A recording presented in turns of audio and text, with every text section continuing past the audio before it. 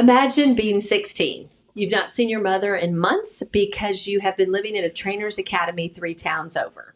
On January 15th, you will sign a piece of paper that gives you more money than your entire neighborhood has seen in a decade. It is a moment of immense pressure, but also profound joy. When you see these kids wearing oversized MLB caps on signing day, crying and hugging their buscones, remember, this is not just about prospect capital. It is about a kid who spent 10 years hitting rocks with a broomstick, finally reaching the mountaintop. It is goofy, it is grand, it is glorious.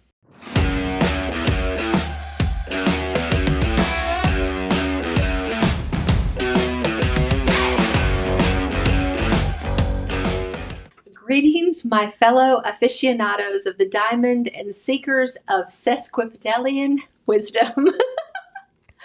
As we stand on the precipice of January 15th, 2026, a date etched in the firmament of baseball history as the opening of the Major League Baseball International signing period, I find myself overcome with a peculiar blend of scholarly fervor and goofy, sweet enthusiasm. Gather round, for we, my former college English professorness is coming out. Gather round, for we are about to untangle the grand Byzantine tapestry of global amateur recruitment. It is a world of million-dollar handshakes, shadowy trainers, and the palpable, heart-thumping dreams of 16-year-olds from Santo Domingo to Maracaibo. Close enough. The MLB International Signing Period is baseball's most misunderstood marketplace. Part scouting combine, part global recruiting pipeline, part high-stakes family decision, and sometimes, unfortunately, part cautionary tale.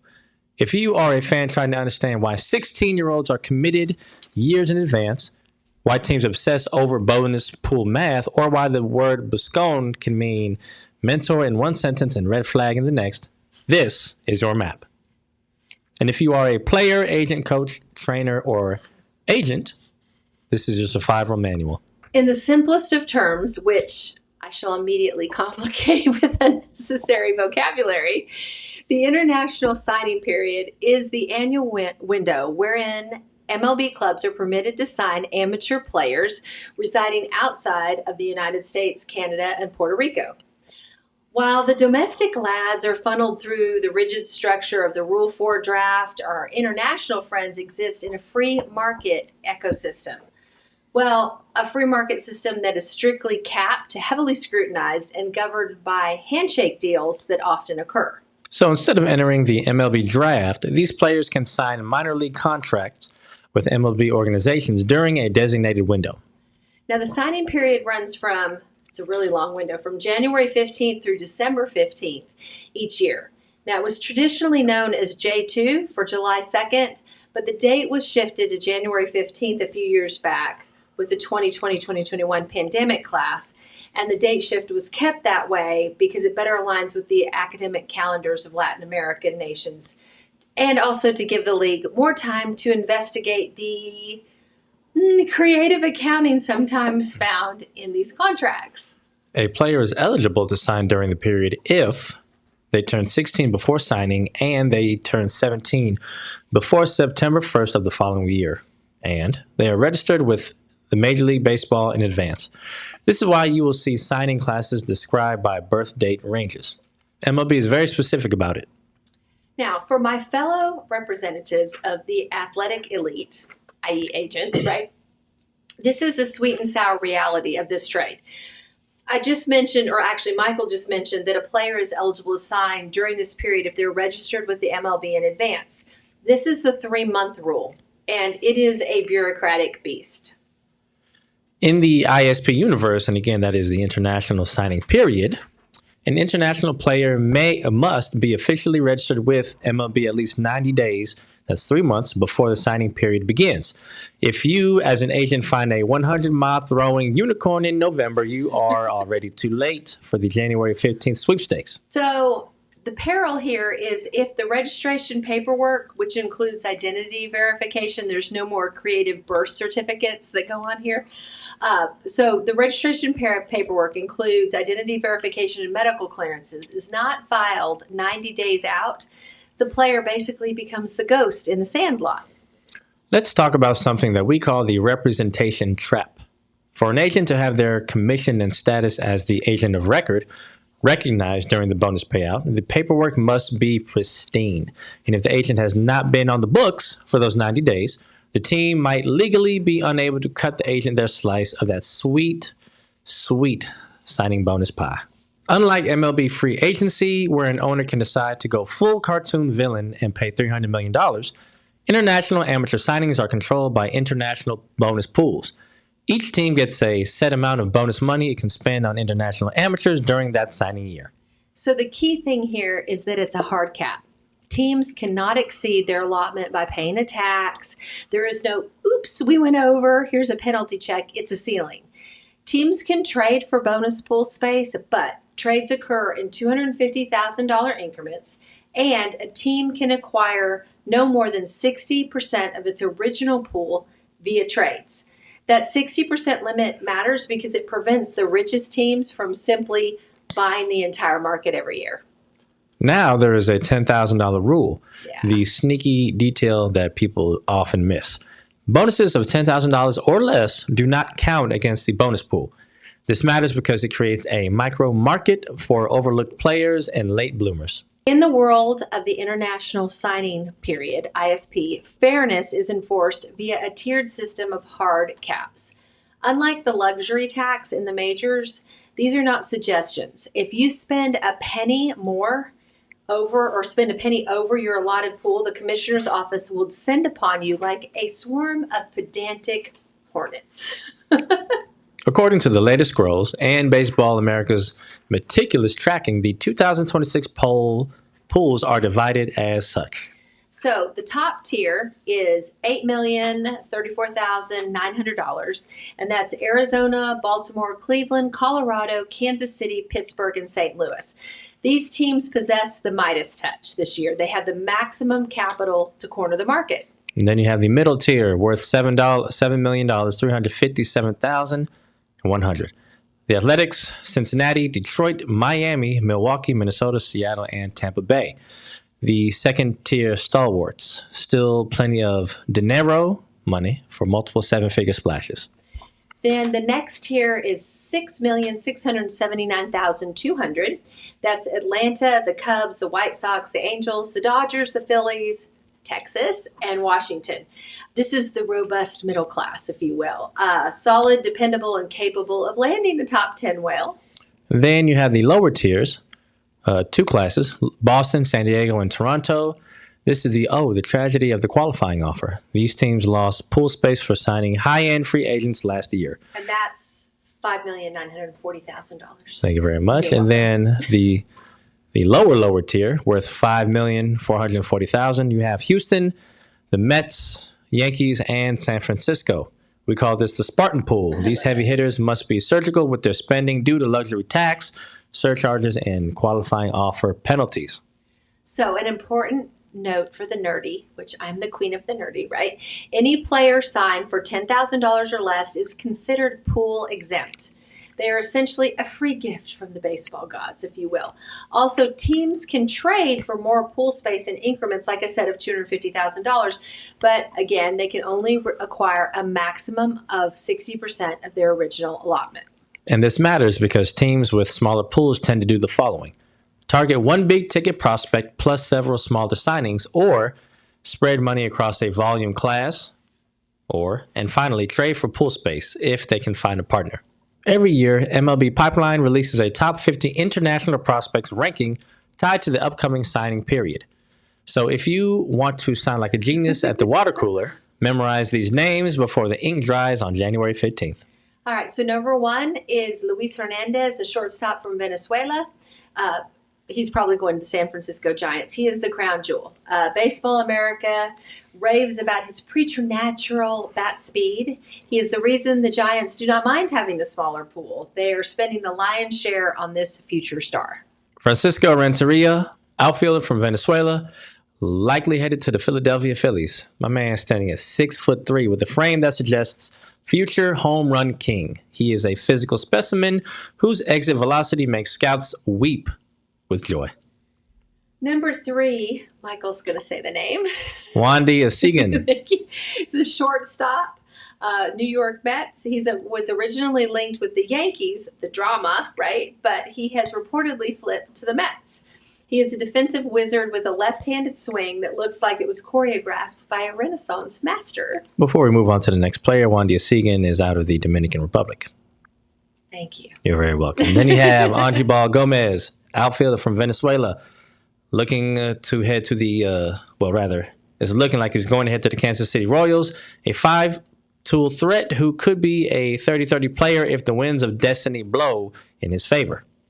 And number 5 is, go ahead. Yoancy Colome. A shortstop from the Dominican Republic, probably could end up with the Athletics. Bloodlines matter, right? He plays with the savvy of a 10-year veteran despite being a literal child. 2 important notes. These rankings are scouting driven, and not guarantees. Commitments reported before January 15th are often agreements in principle. The ink becomes real on signing day. So if you want the cleanest who's who, MLB's Prospect Hub is the easiest way to track the rankings over time. So is baseballamerica.com. Michael, what is a buscón and why is this word so loaded? Well, in the Dominican Republic and in various forms elsewhere, Buscones are independent trainers / handlers who find, develop, and market young players, often starting when the kids are very, very young. So a buscón might run a private academy, provide coaching, nutrition, exposure, equipment, connect players to scouts, showcases, and MLB teams, and take a negotiated cut of signing bonus as compensation. That last part is the flashpoint. Some reports describe Buscones taking substantial percentages, especially where families lack resources or bargaining power. In the legal world, we call that unconscionability. How you like that? Yeah. So this draws scrutiny, right? There's a long history of concerns, obviously, in the international market: corruption, identity and age fraud, improper payments, exploitation risk. I mean, it's a perfect setup for this. So investigations and reporting have periodically spotlighted how messy the ecosystem can get when big money meets young age and limited oversight. And honestly, desperation. A lot of these people are living in third world countries where they're very, very poor. Reality check. Buscón is not an automatic villain. True. All right. Many trainers are doing legitimate development work in places where baseball infrastructure is not funded the way it is here in the U.S. The problem is the power imbalance. If the player is 15 and the adults control access, then the deal dynamics can get very ugly very fast. Yeah. So basically, the buscón is the most polarizing figure in this whole narrative. On one hand, they provide nutrition, like food. They provide food, equipment, and coaching that impoverished families cannot provide, right? On the other hand, they're profit-seeking entities who might take 30 to 50% of a kid's signing bonus. It's a complicated symbiotic dance. At once sweet because of the paternal bond, and shadowy, right? The bad deal where a player signed for peanuts while the trainer gets the steak. I do like me a nice juicy steak. Oh my gosh. So fans often hear the kid is expected to sign with Team X for Y millions. And the natural question is, how is that even allowed if the signing period has not opened? Well, here's the honest answer. The market operates on early verbal agreements, sometimes years before official signing day. Teams scout and develop relationships early. Trainers, academies, showcase early. Families hear numbers early, and the commitment becomes a placeholder for what should happen when the window opens. And that is also why the system is controversial. Handshake economies are vulnerable to pressure, misinformation, and opportunism. Now we move on to the bad deals, where people get burned and how to spot it. Let's be painfully practical. The biggest bad deal categories are usually one, bonus skimming and hidden compensation structures. If a player signs for $500,000, $500,000, but only sees $250,000 after fees, repayment, academy costs, and commissions, somebody negotiated the wrong contract or did not negotiate at all. Here are a few red flags. Number one, vague trainer agreements. For example, we will be compensated fairly. Right. Number two, no written accounting of expenses. And then number three, loans that magically become permanent claims on the bonus. All right, so number two in the bad deal categories, paperwork problems, right? Age, identity, document issues. Age and identity fraud is huge. Like when we were studying for the MLB PA exam, the age and identity fraud came up. It's a recurring problem in some pipelines, and it can wreck a player's career before it even begins. Just a few red flags under this category. Number one, anyone suggesting fixing documents. Number two, inconsistent records, name spellings, birth certificates. And number three, pressure to avoid independent verification. All right, so number three in the bad deals, verbal promises with no safety plan. Because many commitments are informal, a player can be left exposed if the team changes strategy, the pool money gets traded, a new front office arrives, a surprise signing candidate enters the market. This is not theoretical. Even international pools can get distorted when unusual players enter the system, like how certain foreign professionals can be treated as international amateurs due to MLB rules, potentially pulling money away from teenage classes. So number four in the bad deals is package deals that sacrifice the player's value. Sometimes a team spends money across an academy class, and the top player's bonus becomes the lever to get multiple signings. That can be fine if it's transparent and voluntary. It becomes toxic when the kid is pressured into subsidizing others without even realizing that's what they're doing. And then number five, you have the you don't need a lawyer energy. You always need a lawyer. Every time. If the adults around a teenager insist independent counsel is disrespectful, that's usually because counsel would ask questions that cost someone a lot of money. So what is the international player angle? Basically, what a 16-year-old and his family should prioritize. And if I could tattoo a checklist on the inside of a family's eyelids, metaphorically, right? I'm probably going to have to pay for that tattoo. It would be this. Step one, understand what you are signing. International amateurs typically sign minor league contracts with a signing bonus. That bonus may feel like life-changing money, and for many families it is, but the path from signing day to actual MLB is long and ruthless, and the longer we're in this and our agents, the more I realize exactly how long that is. Step number two, build a real support team and not just a hype circle. Yeah. So this is what you want. Development plan. That's training plus health plus rest. Number two, education and language plan. Number three, immigration, visa, planning support. Number four, financial plan plus safeguards. And number five, legal review of any trainer representation agreements. So step number three, protect the money, right? This is not just don't buy a Lamborghini. It's safe banking, family boundaries, structured budgeting, independent accounting if multiple parties are claiming a cut. And a lot of these things we talked about in our original podcast, all of the budgeting stuff and the pressures of family. So, and then step number four, do not confuse exposure with power. A showcase is not a contract, a promise is not a plan, and nobody is entitled to your future. Amen. Let us talk representation, because this is where the system either becomes a launch pad or a trapdoor. A good agent or sports attorney / agent hybrid, like I am, right, is not just negotiating the biggest number. The job is deal structure and protection, translation of leverage, risk management, long-term planning, paperwork hygiene, that's identity, registration, disclosures, and make sure the adults do not cannibalize the player. I love the 3 months to sign a player concept as a consumer protection standard. A family should not feel forced to sign representation immediately. Instead, treat representation like hiring a surgeon or selecting a fiduciary. Do your due diligence. So a practical model as like parents and an athlete that are looking to hire somebody. Month 1, do interviews, references, get a track record review. Month 2, compare service models like the development, the legal, the financial, immigration support. Month 3, contract review and negotiation and finalize or walk away.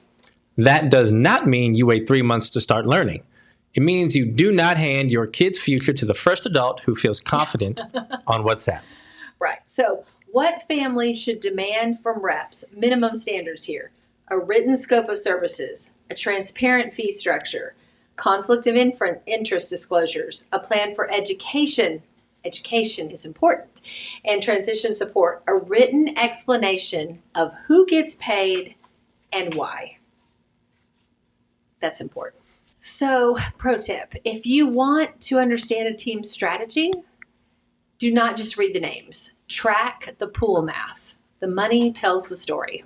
Now we're going to look at the big picture, and that is why this matters, even if you are just a fan. So, international signings are where organizations try to buy future all-stars at the earliest possible point in development. MLB Pipeline has repeatedly highlighted that many elite prospects and stars entered pro ball through this system and not the domestic draft. But it is also where the sport's moral math gets hardest. Young age, large money relative to local economies, uneven education access, inconsistent oversight, and a global market that rewards speed and secrecy. That's why the best way to talk about the space is with 2 lenses at the same time. Talent and opportunity, and protection and accountability. Baseball is global, so the duty of care has to be global as well. The duty of care is important. So a closing thought. Remember, for every $1 million bonus, there are 50 kids signing for $10,000. It is a world of staggering inequality and boundless hope. Here's a quick legal/business disclaimer because reality does exist. This is educational information and not legal advice. International signing involves country-specific contract issues, labor rules, immigration, tax, and compliance. Families should get a qualified counsel in the relevant jurisdiction. Thanks for joining us. We'll see you next time.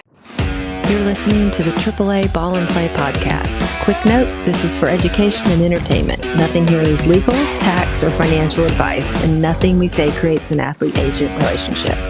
Listening or contacting us does not make us your lawyers or your agents. For advice, talk to a qualified professional in your state.